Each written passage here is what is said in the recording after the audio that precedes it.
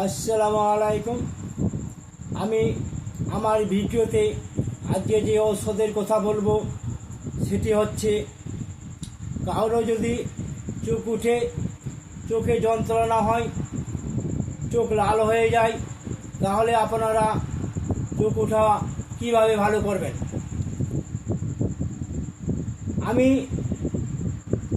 যে মন্ত্রটি বলছি সে মন্ত্রটি 3 বার কিংবা 7 বার করে গোলাপ পানিতে ফুঁক দিয়ে সেই পানি যদি আপনারা চোখে 2-3 বার দিতে পারেন, তাহলে চোখ ওঠা, চোখের বেদনা বা চোখের লাল হয়ে যাওয়া সেটা ভালো হয়ে যাবে।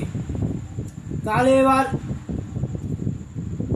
মন্ত্রটি বলছি, মন্ত্রটি শুনুন, তবে স্মরণ রাখবেন যে মন্ত্রটি বলছি সে মন্ত্রটি 3 বার বা 7 বার করে ফুঁক দিয়ে, গোলাপ পানি উপরে ফুঁক দিয়ে ব্যবহার করতে হবে চোখে 2 থেকে 3 বার।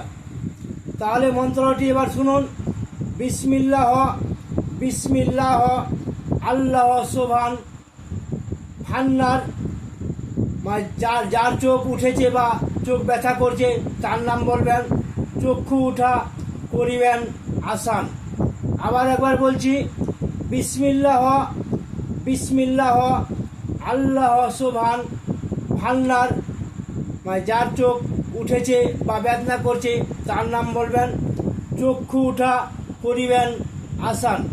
এই বলে গোলাপ পানিতে 3 বার কিংবা 7 বার বলার পরে গোলাপ পানিতে ফুঁক দিয়ে 2-3 বার চোখে ব্যবহার করলে ইনশাল্লাহ চোখের লাল বা চোখ উঠা বা চোখের বেদনা ইনশাল্লাহ ভালো হয়ে যাবে।